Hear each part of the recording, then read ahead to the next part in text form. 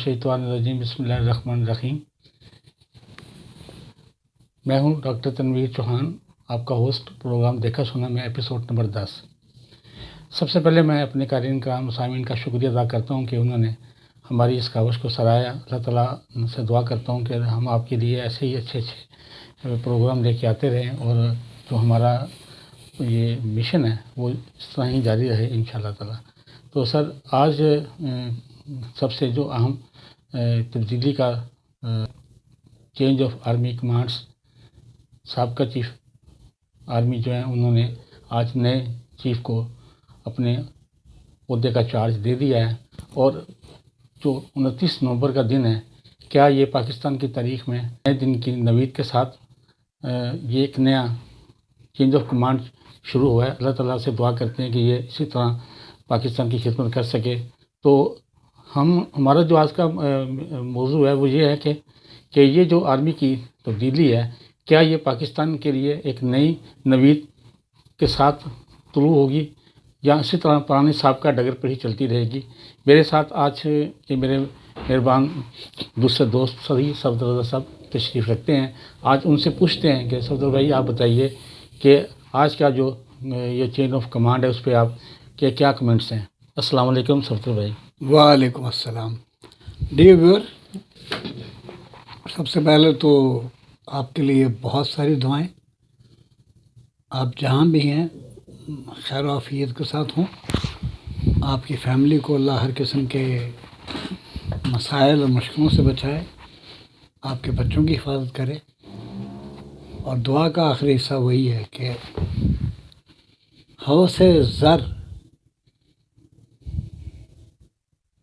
हमें तौफीक दे अल्लाह के, उससे हमें निजात मिले और हम ज़रूरत और सरपरस्ती के दरमियान फ़र्क करना सीख जाएं। आज तनवीर चौहान साहब ने जो मौजू चुना है वो बज़ाहिर तो एक आम सी बात है कि आर्मी चीफ आते हैं, रिटायर होते हैं, फिर दूसरा आर्मी चीफ आता है। तो इसमें कोई इतनी मतलब है हैरत की है, ये कोई ख़बर नहीं है। ये ख़बर इस हद तक की है कि जी आज साबका आर्मी चीफ फाइनली रिटायर हो गए और नए आर्मी चीफ ने आर्मी की कमांड संभाल ली।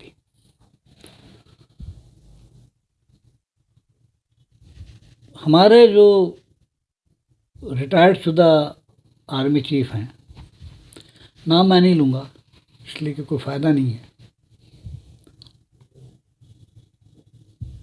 6 साल इस मुल्क पर बतौर, ये जो बात कही है ना तनवीर चौहान ने कि क्या और नई सहर नया दिन, एक अच्छी उम्मीद के साथ शुरू हुआ है कि नए आर्मी चीफ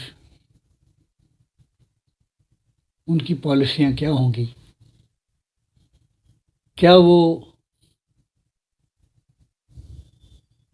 इनकॉग्निटो डेमोक्रेसी को ऐसे ही रन करेंगे जैसे कि उनका प्रेडिसेसर कर रहा था, और क्या सहाफ़ियों पर जुल्म और सितम के पहाड़ तोड़े जाएंगे, क्या सच्चाई की बात को पसंद नहीं किया जाएगा, और क्या चोर और डाकू और करप्शन के मारे हुए लोग हम पर मुसल्लत रहेंगे। तो इसका जवाब बड़ा सीधा सा है। 75 साल हो गए पाकिस्तान को मारते वजूद में आए, 66 साल मेरी उम्र है, और कायद आज़म के वफ़ात के बाद और फिर लियाकत अली ख़ान के कत्ल के बाद से पहला टरमाल सियासी हमने 50s में देखा। फिर मार्शल लगा सिकंदर मिर्ज़ा साहब की جنرل سکندر مرزا جو ڈیفینس سیکرٹری تھے انہوں نے ماشاء اللہ لگا دیا. پھر فیلڈ مارشل ایوب خان صاحب نے ٹیک اوور کر لیا اور انہوں نے اپنے آپ کو فیلڈ مارشل بنا لیا. پھر فاطمہ جناح اور فیلڈ مارشل کا ایک سوڈو مقابلہ ہوا جمہوریت کے نام پر، ڈیموکریسی کے نام پر، اور زمانے میں پریزیڈنشل سسٹم تھا اور بی ڈی ممبر الیکٹرل کالج تھا. پھر بی بی فاطمہ جناح کے بارے میں جو نازیبا زبان استعمال کی گئی فاطمہ جناح کے بارے میں، وہ بھی کوئی بھلا نہیں سکا. تاریخ کے برقوں میں وہ درج ہیں. پھر اس کے بعد وہ سلسلہ چلتا رہا. General Ayub Khan field marshal وہ اپنے کمانڈ جنرل یحییٰ کے حوالے کر کے گھر چلے گئے. لیکن ایک بات ان میں تھی جو مجھے بہت اچھی لگی کہ وہ ایک غیرت مند تھا، پٹھان تھا، ایک غیرت مند چیف آف آرمی اسٹاف تھا کہ اس کے خلاف ایک نعرہ لگا تھا تو اس نے کہا کہ میں نے عوام سے اپنے آپ کو گالیاں نہیں دلوانی. یحییٰ خان کے بعد آپ کو پتہ ہی ہے کہ سکوت ڈھاکہ ہو گیا. دو سیاسی پارٹیاں، ایک بنگلہ دیش کی مجیب الرحمان صاحب ہیڈ کر رہے تھے اور ادھر پیپل پارٹی جسے ذوالفقار علی بھٹو ہیڈ کر رہے تھے. ان کے درمیان رسہ کشی یہ شروع ہو گئی کہ اقلیتی پارٹی کیونکہ بنگلہ دیش سے آگے تھی، جو کہ اب بنگلہ دیش ہے، ایسٹ پاکستان سے آگے تھی، تو سم ہاؤ وہ محرکات ابھی تک پوشیدہ ہیں کہ مجیب الرحمان کو پرائم منسٹر بنانے میں کیا تکلیف تھی. جب ایسٹ پاکستان اور ویسٹ پاکستان مل کر پاکستان بنتا ہے تو ہم نے مجیب الرحمان کو بطور وزیر اعظم کیوں ایکسیپٹ نہیں کیا. اس پہ حمود الرحمان کمیشن کی رپورٹ بھی آئی لیکن وہ بھی دبا دی گئی کیونکہ اس میں مقتدر حلقوں کے نام آتے تھے. ان لوگوں کے نام آتے تھے جو کسی نہ کسی طریقے سے اس ملک پہ حکومت کرنا چاہتے تھے بائی ہک اور کروک. اور یہی ہمارے اس ملک کا المیہ ہے کہ سکوت ڈھاکہ ہو گیا. پھر most powerful prime minister Zulfikar Ali Bhutto اقتدار میں آ گیا اور پہلا سول مارشل ایڈمنسٹریٹر بھی وہی تھا. اور اس کے بعد پھر آپ نے دیکھا کہ 1977 میں میرے خیال ہے، کیوں تنویر صاحب، کہ جب ان کے خلاف تحریک چلائی گئی، انتخابات میں دھاندلی کے الزامات لگے اور پھر جنرل ضیاء الحق نے تختہ الٹ کر ذوالفقار علی بھٹو کو ہٹا دیا اس کے منصب سے. جی بالکل. اور خود اسلامی مارشل لا لگا کے بیٹھ گیا. یہ رہا تھا کہ پہلا واحد سولین بندہ ہے جنہیں سول مارشل ایڈمنسٹریٹر بنا ہے. ہمیشہ آرمی سے لوگ آتے ہیں لیکن ضیاء الحق صاحب نے پھر ٹیک اوور کر لیا. پھر بھٹو صاحب کا عدالتی قتل ہو گیا. تو یہ جو میں مطلب باتیں آپ کو تھوڑی سی بیک گراؤنڈ بتا رہا ہوں، تو میں یہ بتانا چاہ رہا ہوں کہ اس ملک پر ڈیموکریسی کے نام پر بھی اور مارشل لا کے نام پر بھی ہمیشہ سے اسٹیبلشمنٹ کی حکومت رہی ہے. اب اسٹیبلشمنٹ کا کردار جو ہے اس کو سمجھنے میں دشواری پیش آتی ہے کہ اگر اسٹیبلشمنٹ کسی ملک کی غیرت مند ہو اور خود مختار ہو تو کوئی فرق نہیں پڑتا، وہ پالیسیز کا تسلسل برقرار رکھنے کے لیے ہوتی ہے. لیکن اگر آپ کی اسٹیبلشمنٹ کسی سپر پاور کی کہ بغل بچہ بن جائے یا اس کے اشاروں پہ ناچے یا اس کے پیٹ کا رول ادا کرنا شروع کر دے تو پھر ملک کوئی بھی ہو وہ ترقی نہیں کرتا. اب ہمارے ساتھ بھی یہی ہوا کہ میں تو کسی سیاسی پارٹی کے بارے میں بات کرنا پسند نہیں کرتا، اس لیے کہ مجھے تو یہ دیکھنا ہے کہ میرے عوام کو کس دور میں کیا مل رہا ہے، کیا میری عوام خوش ہے یا میری عوام پس رہی ہے۔ تو انفارچونیٹلی سب سے بڑا صوبہ پاکستان کا پنجاب ہے، مگر تاریخی اعتبار سے یہ بات طے ہے کہ جو بھی حملہ آور افغانستان سے، غزنی سے یا ایران سے چلا تو پنجاب نے کوئی ریزسٹنس دکھائی نہیں، سوائے سکندر اعظم کے مقابلے میں راجہ پورس جہلم کے دریا کے کنارے پہ لڑا۔ اس کے بعد مجھے تو نظر نہیں آیا کہ پنجاب نے محمود غزنوی کا راستہ روکا ہو، پنجاب نے مغلوں کا راستہ روکا ہو، پنجاب نے نادر شاہ ابدالی، نادر شاہ درانی اور احمد شاہ ابدالی ان کا راستہ روکا ہو۔ غزنوی صاحب سیدھا سومناتھ جو دیبل سندھ کا آخری کونا ہے وہاں پہ پہنچ جاتے تھے، اور ادھر سے جو بھی نکلتا تھا وہ پانی پت پہنچ جاتا تھا۔ اور یہ صوبے جو تھے پنجاب کا، اور یہ لوگ صرف جان کی ایمان پاؤں خراج دیتے تھے اور کہتے تھے لو جی لنگو، یہ تھوڑے پیو دا علاقہ ہے۔ اب وہ جو مینٹیلٹی ہے، وہ مینٹیلٹی اسی مینٹیلٹی کے بیس پر اسٹیبلشمنٹ نے آپ پر راج کیا۔ نتیجہ یہ نکلا ہے کہ آج مطلب ہم یہ کہنے پہ مجبور ہو گئے ہیں، کیا ایک نیا سورج طلوع ہو گیا؟ کیا اب ہماری ڈوبتی ہوئی معیشت سنبھل جائے گی؟ کیا مہنگائی کا زور ٹوٹ جائے گا؟ کیا ہمیں چوروں سے، ڈاکوؤں سے، لٹیروں سے اور کرپٹ لوگوں سے ہماری جان چھوٹ جائے گی؟ کیا ہمارا نظام عدل بہتر ہو جائے گا؟ کیا ہماری آرمی جو ہے وہ ہمارے ملک کی حفاظت کرنے کے لیے آخری حد تک جائے گی، یا سیاستدانوں کے ساتھ مل کر اور گندے سیاستدانوں کے ساتھ مل کر بندر بانڈ کا بازار گرم رہے گا؟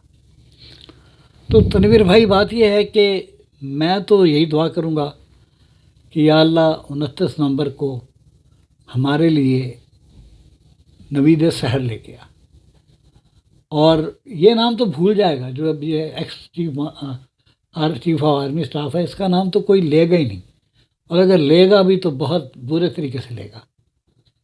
اس نے آرمی کی عزت کو رول دیا، اس نے پاکستان کی معیشت کا بیڑا غرق کروا دیا، اور اس کی غلطی کی قیمت کس طرح دینی پڑے گی، اور کس طرح اس کو لے کے چلیں گے، اور یہ غلطی کا ہمیں کون سا خمیازہ بھگتنا پڑے گا۔ کوئی سرمایہ کار آپ کے ساتھ ملنے کو تیار نہیں ہے، کوئی ملک آپ کو پیسہ دینے کو تیار نہیں ہے، اور آپ کشکول لے کے پھر رہے ہیں۔ اور دوسری بات یہ ہے کہ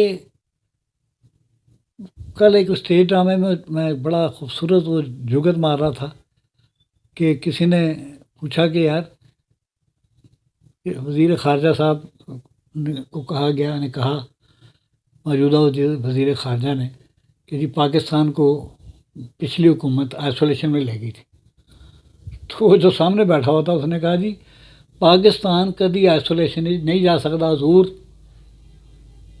کہ کیا بولتا، کیا کہتے ہو تم؟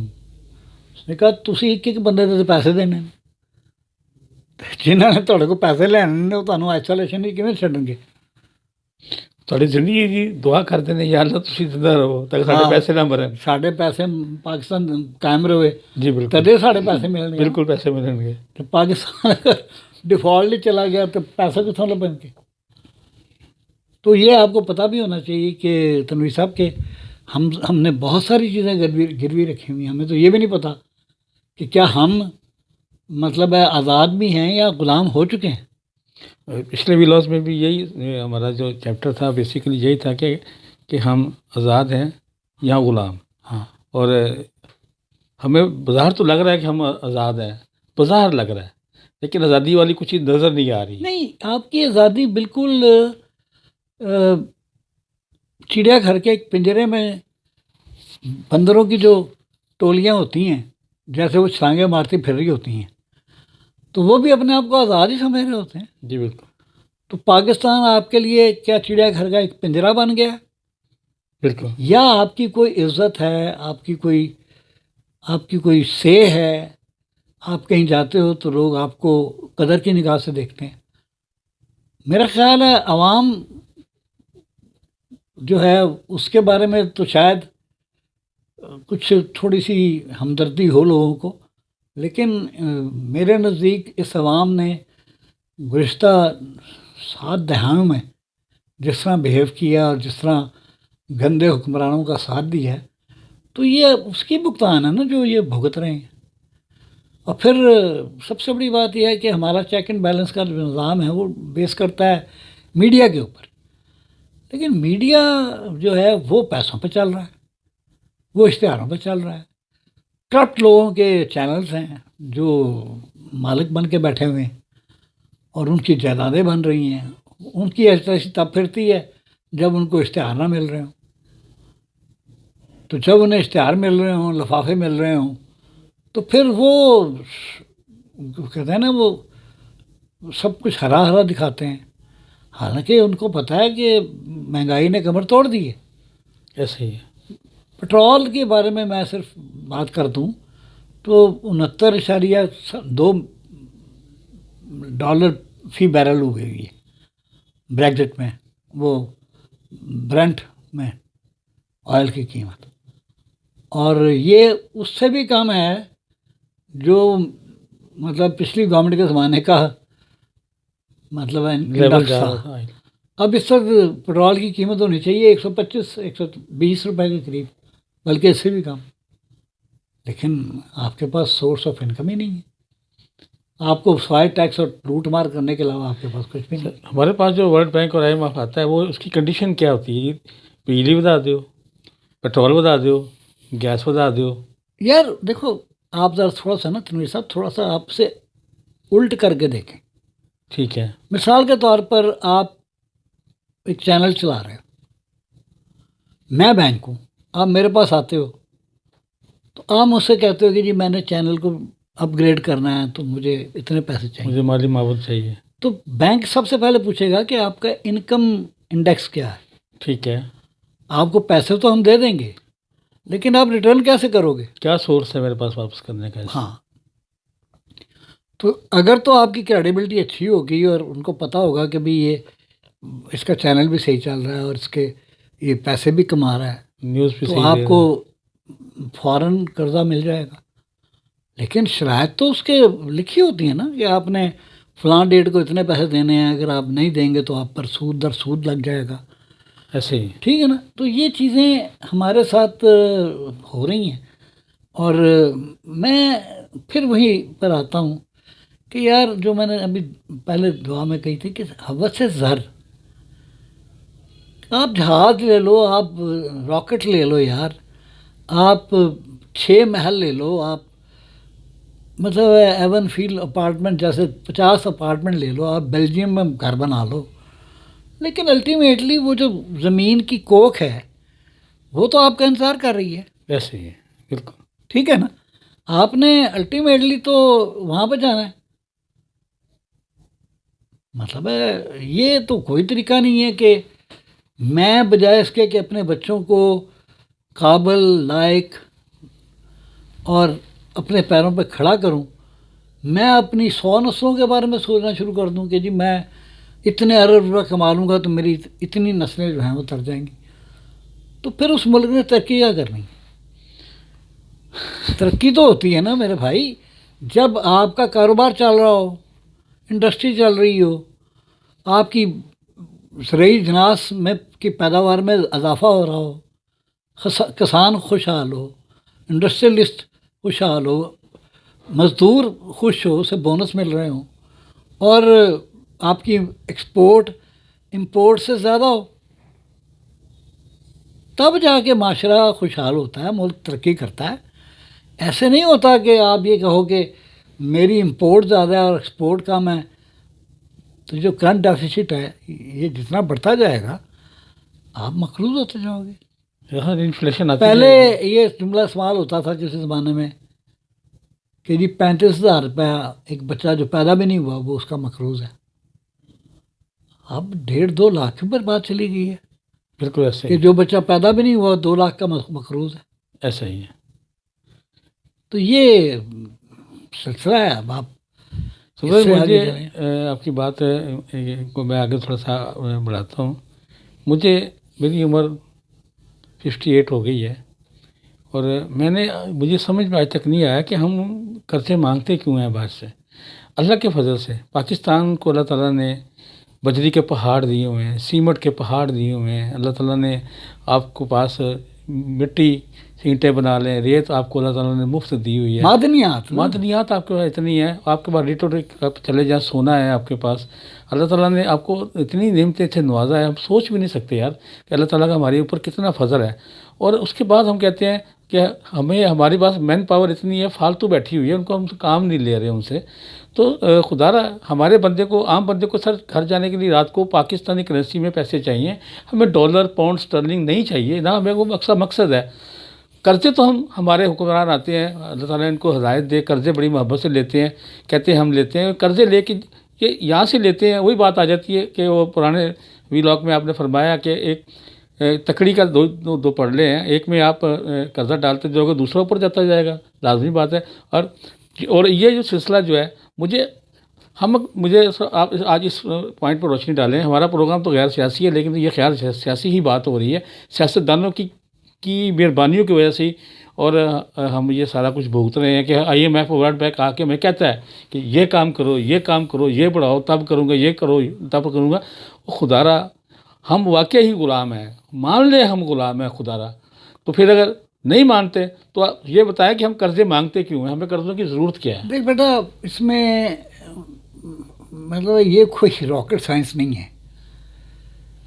قرض کی ضرورت بظاہر پڑتی ہے کہ جی ہم اپنا جو ملک کا انفراسٹرکچر ہے اس کو بہتر کرنا چاہتے ہیں، مینز آف کمیونیکیشن کو امپروو کرنا چاہتے ہیں. سی پیک آپ کے پاس آیا، ٹھیک ہے جی، کیا بنا اس کا؟ بیچ میں لٹکا ہوا ہے، سڑ خانے میں چلا گیا نا. بالکل لٹکا دیا اس کو.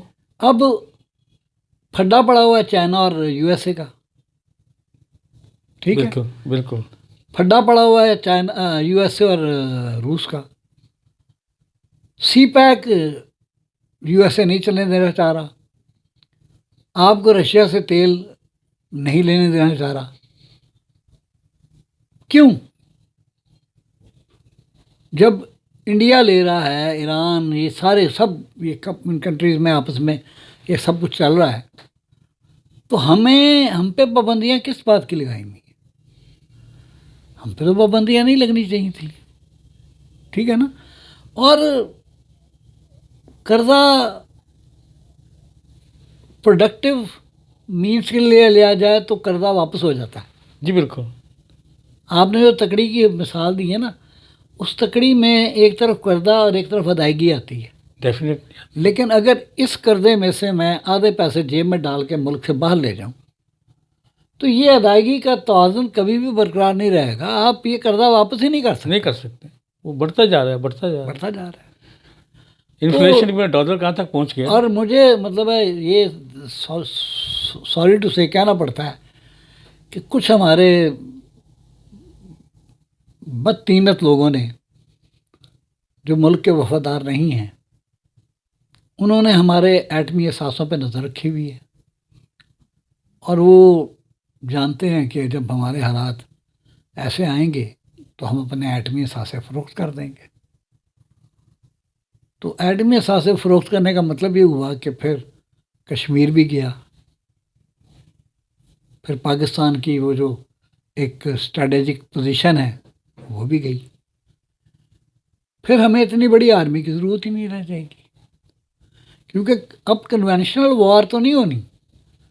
اب تو جب بھی جنگ ہوگی وہ کنونشنل نہیں ہوگی، اس میں لازمی میزائل چلیں گے، اس میں اٹامک وارفیئر استعمال ہوگا، نیوکلیئر وارفیئر استعمال ہوگا، اور وہ دنوں کی نہیں، سیکنڈس، مطلب گھنٹے کی بھی نہیں ہوگی، ہاں نہیں سیکنڈس میں ہوگی، منٹوں میں، ٹھیک ہے نا. منٹوں میں تو ڈوڈ آئے اب سوال یہ ہے کہ آخر ہم اسٹیٹس کو میں کیوں بیٹھے ہوئے ہیں؟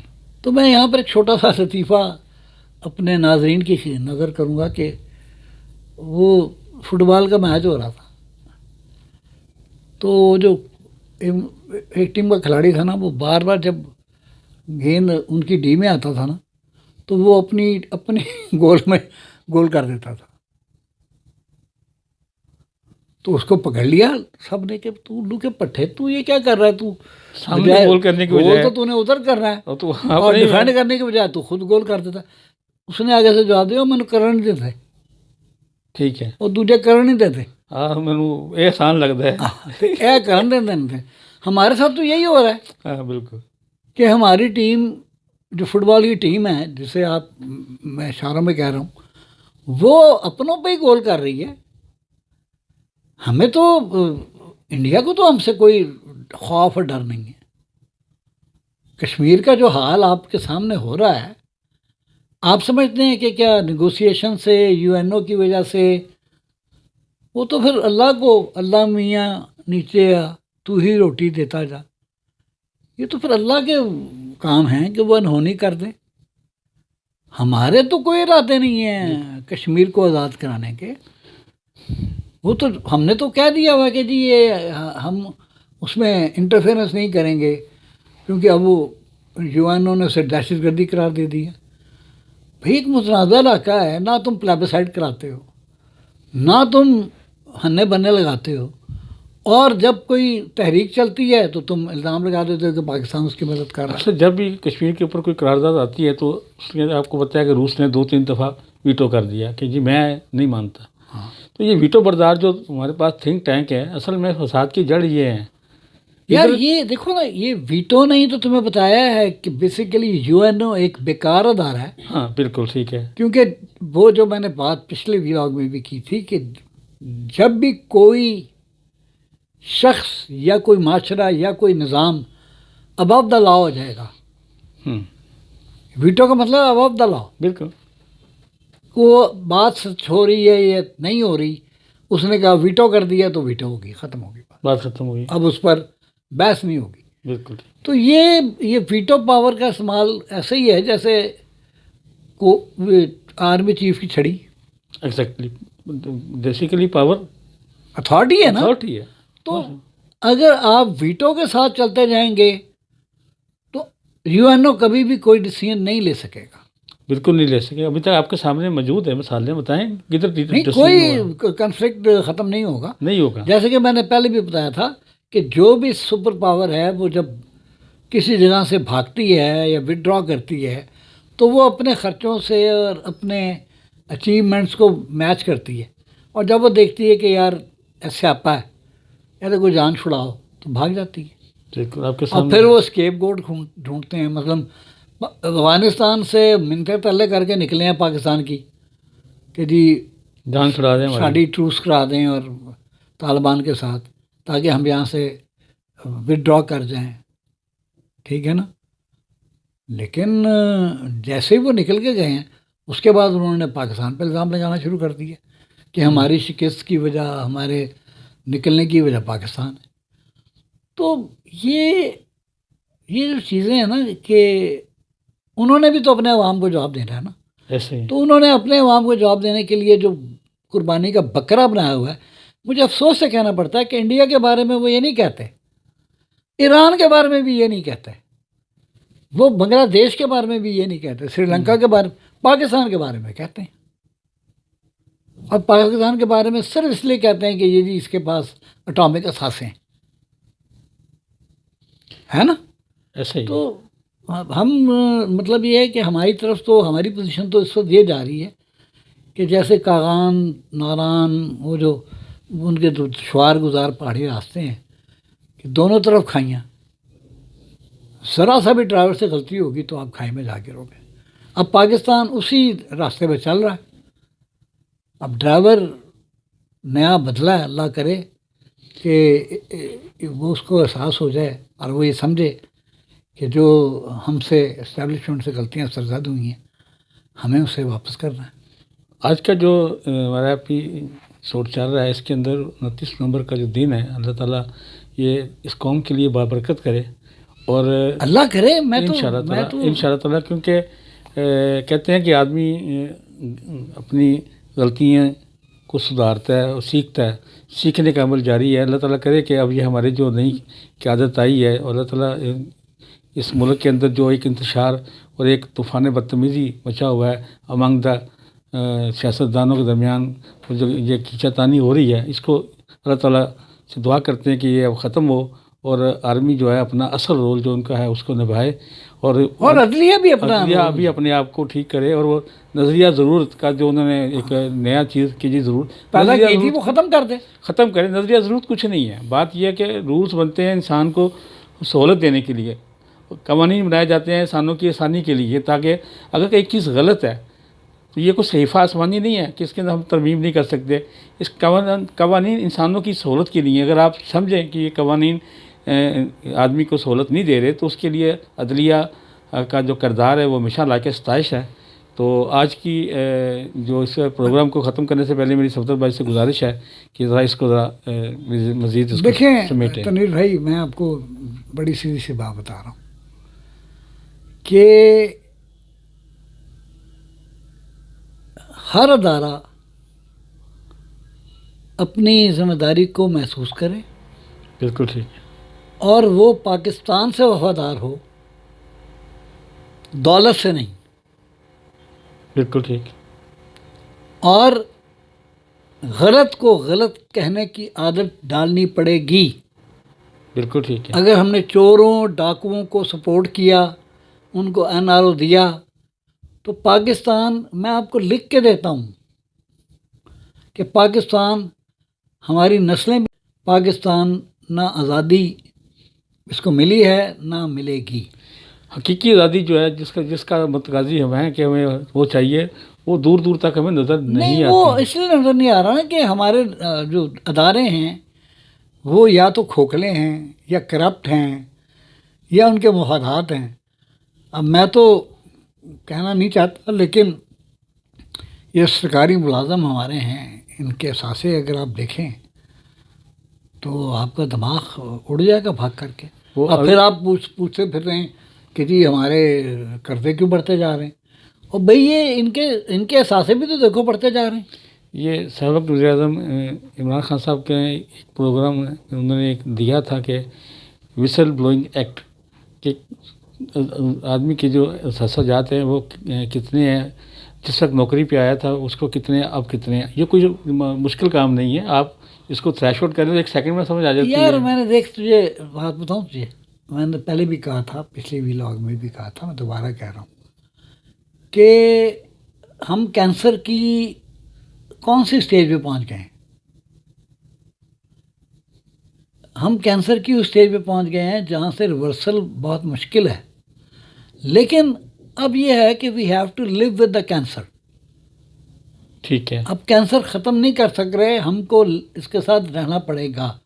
تو ہمیں ایک عمرانی معاہدہ کرنا پڑے گا کہ بھائی خدا کا واسطہ ہے، جو پیسے تم لوگ باہر لے گئے ہو بالکل ٹھیک، وہ پاکستان میں واپس لے آؤ، یہاں پہ انویسٹ کرو۔ یعنی آپ یہ دیکھیے کہ وہ لوگ جن کے سارے پیسے باہر بیٹھے ہیں، پڑے ہوئے ہیں، وہ دوسروں کو کہتے پھر رہے ہیں کہ آپ پاکستان میں انویسٹ کریں۔ یہ عمران خان صاحب بھی کہتے تھے، فرماتے تھے کہ جی کرپشن سے انکار، پاکستان سے پیار۔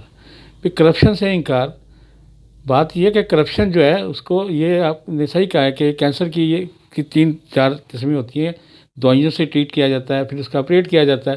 ہماری جو بیماری ہے اس کا جو علاج ہے وہ آپریٹ سے بھی ہمارا خیال کوئی نیا ہمیں نہیں اب مطلب یہ اب اسے کہتے ہیں ٹرانسفارمیشن، جی بالکل، کہ اب مطلب ہے ہم تو مطلب میں آپ کو حیرت، آپ کو ہنسی بھی آئے گی، اب شرمندگی بھی ہوگی کہ کھوتی ریڑھی والا ٹریفک لا کو توڑا ہوتا ہے اور اس کو اس لیے کچھ نہیں جاتا کہا جاتا کہ وہ غریب آدمی ہے، ٹریفک کا بیڑا غرق کر دیتا ہے وہ، لینڈ کروزر والا وہ اشارہ کاٹ کے نکل جاتا ہے، 2-3 بندوں کو تھلے نیچے دے دیتا ہے گاڑی کے، بھاگ جاتا ہے۔ سب سے بڑی بات ہے ہمارے یہاں اللہ تعالیٰ نے ایک ڈسپلن فورس دی ہے، پولیس بڑا ڈیسنٹ ادارہ ہے، اشارے پہ کھڑے ہو جائیں نا ہم لوگ تو آپ ذرا واچ کریں، دیکھیے گا سب لوگ کھڑے ہیں، پیچھے سے پولیس والے آئیں گے، وہ اللہ کے فضل سے ریڈ کو کراس کر جائیں گے اور بے فکر ہو کے ایسے طرح کے جائیں گے جیسے وہ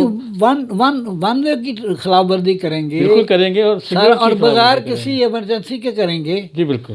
تو مسئلہ یہ ہے کہ آپ نے لفظ ڈیسنٹ کا استعمال کر دیا ہے، میں تو اس ڈیسنٹ کا مطلب ہی نہیں جانتا۔ پاکستان میں تو لفظ ڈیسنٹ استعمال کرنا ایسے ہی ہے جیسے کسی نے کہا اور نکمیاں ایسے ہی ہے، اور جھوٹیا وہ جھوٹے ہے اور چورا، یہ ڈیسنسی ہے آپ کی، ڈیسنسی کا یہ مطلب ہے۔ ہم میں آپ کو نا مجھے ایک چیز یاد آ گئی، بڑی مزیدار بات آ گئی کہ وہ عام طور پہ ہم کہتے ہیں نا کسی بندے کو، ہم کہتے ہیں یار وہ شیر ہے، وہ بڑا خوش ہوتا ہے، یار میں ماشاء اللہ میں شیر ہوں، تو شیر ہے، بھی شیر ہے۔ کسی بندے کو شیر کہیں بڑا خوش ہوتا ہے، کسی بندے کو کہنا تو کتا ہے، وہ آپ کے گلے پڑ جائے گا۔ مجھے یہ بتاؤ کیا کتا جو ہے اور شیر جو ہے کیا یہ کوئی وری ہے؟ وہ یار مطلب یہ ہے کہ شیر سے مراد، اب دیکھیں نا یہیں پر آپ نے ایک نقطے کی بات کر دی اور اسی پہ ہم پروگرام کنکلوڈ کریں گے کہ شیر جب آپ کسی کو کہہ رہے ہیں تو آپ یہ بھول جاتے ہیں کہ شیر ایک درندہ ہے، شیر ایک درندہ ہے، نو ڈاؤٹ، پریڈیٹر ہے، بالکل، اور اس کو اپنی خوراک پوری کرنے کے لیے کسی ہرن کا، کسی بکری کا، کسی بارہ کا، کسی بھینسے کا یا سانڈ کا شکار کرنا پڑتا ہے۔ جب تک وہ اس کو نہیں مارے گا وہ زندہ نہیں رہے گا۔ جی بالکل۔ اب آپ کے لیے سوال چھوڑ کے جا رہا ہوں ناظرین میں، کہ اب آپ فیصلہ کر کے بتائیں کہ ہمارے ہاں شیر، کتے، بھیڑیے، ٹھیک ہے جی، گائے، بکری، ہرن، یعنی وہ چرندے، ہمارے ہاں چرندوں کی ایک اکثریت ہے، یہ درندوں کی ایک اکثریت ہے۔ تو آپ کو خود ہی اندازہ ہو جائے گا کہ ہم کہاں فال کرتے ہیں۔ مطلب آپ اپنے بارے میں بھی سوچیں کہ میں چرندہ ہوں یا درندہ ہوں۔ تو میرے نزدیک درندہ ہر وہ شخص ہے جو کرپٹ ہے، اور چرندہ ہر وہ شخص ہے جو کرپشن کا شکار ہے۔ لیکن اگر یہ وشیس سرکل بن گیا ہوا ہے کہ تو اس کو لوٹ، وہ اس کو لوٹے، وہ اس کو لوٹے، وہ اس کو لوٹے، اور پھر وہ مجھ کو لوٹے، تو ہم سب اس وشیس سرکل کا شکار ہیں۔ اور کوئی نہ کوئی کہیں نہ کہیں کبھی وہ پریڈیٹر ہوتا ہے، کبھی وہ پرے ہوتا ہے، یعنی کبھی وہ درندہ ہوتا ہے شکاری، اور کبھی وہ شکار ہوتا ہے۔ ایک کی خوراک ہے، اس کو مار کے کھا کے زندہ رہتا ہے، اور یہی چیزیں نظام کے ساتھ اللہ نے بنائی ہیں، ہر چیز ایک دوسرے کو لے رہی ہے، اس کی وجہ سے یہ پرابلم آ رہی ہے۔ ہاں نہیں، مگر میں نے جو تم نے یہ دیکھو نا، میں نے تمہیں ایک فلاسفی دی ہے جی بالکل، کہ اب انسان ڈیسائیڈ کرے نا کہ میں درندہ ہوں یا چرندہ ہوں۔ بالکل ٹھیک ہے۔ یعنی میں خوراک ناجائز کمزور انسانوں کو لوٹ کر کھا کر زندہ ہوں، یا میں لٹا کر زندہ ہوں۔ تو آپ اچھا، اب ہمارے ملک میں جو سب سے بڑا مسئلہ آ گیا نا، اب کنفیوژن یہ ہو گئی ہے کہ ظالم کون ہے اور مظلوم کون ہے۔ یعنی مطلب پتہ ہی نہیں چل رہا کہ جو ظلم کر رہا ہے وہ بھی کہہ رہا ہے میں مظلوم ہوں، اور جس پہ ظلم ہو رہا ہے وہ بھی کہہ رہا ہے میں مظلوم ہوں۔ تو پھر فیصلہ کون کرے گا کہ ظالم و مظلوم کون ہے؟ فیصلہ جن کو کرنا ہے، مجھے ان کا نہیں پتا کہ وہ ظالم ہے یا مظلوم ہے۔ سر کہتے کیا ان کے قلم میں طاقت نہیں ہے، یا ان کا قلم کوئی اور لکھتا ہے؟ اب یہ اللہ بہتر جانتا ہے، میں تو نہیں جانتا۔ کچھ چیزیں ایسی ہوتی ہیں جیسے ان کو جمنے میں بننے میں کوئی ٹائم لگتا ہے، جیسے دودھ کو آپ جمن لگاتے ہیں تو اس کے جمنے کے لیے کوئی ٹائم ہوتا ہے۔ تو آج کا جو ہمارا یہ ویلاز ہے، اس کے اندر ہم نے وہ جو پارٹ 1 کا ایسا تھا، پارٹ 2 کو ساتھ کنٹینیو کیا، تو ہمارا آج کا جو یہ پروگرام ہے وقت کی مجبوری کی وجہ سے ہمیں سے یہیں پہ روکنا پڑ رہا ہے۔ لیکن میں اللہ تعالیٰ سے دعا کرتا ہوں اپنے سامعین سے اور قائدین سے، جن کی مہربانی ہے وہ ہمیں ہمارے ساتھ اپنا فیڈ بیک دیں اور ہمیں اپنے بہتر سے بہتر مشورات سے نوازیں.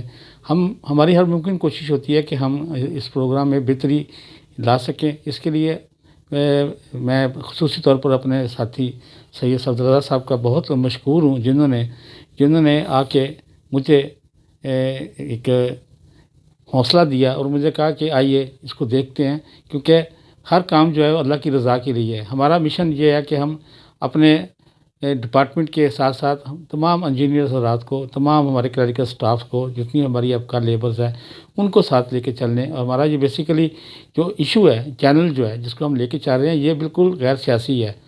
ہم محبت کرتے ہیں پاکستان سے. ہمارا مشن یہی ہے کہ پاکستان جب تک پاکستان دنیا میں رہے انشاءاللہ تعالیٰ ایک باوقار اور خود مختار ملک ہونے کی حیثیت سے رہے، نہ کہ ہمارا شمار بھیک منگوں میں اور کشکول لے کے جانے والوں میں ہو.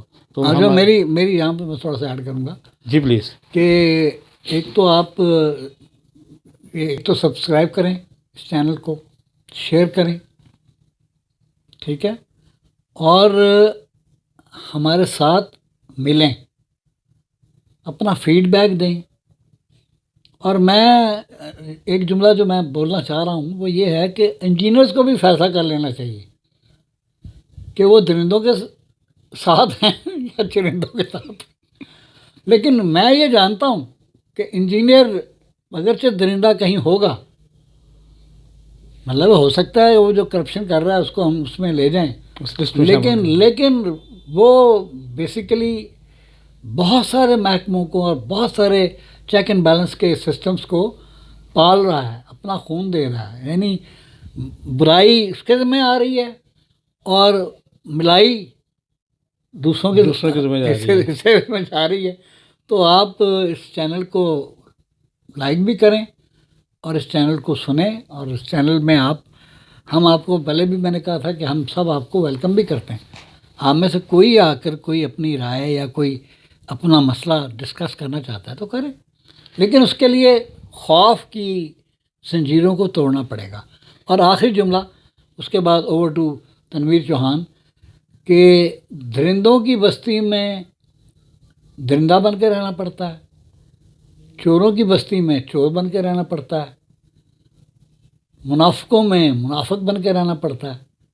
تو سب سے مشکل کام تو ہے حق گوئی اور بے باکی.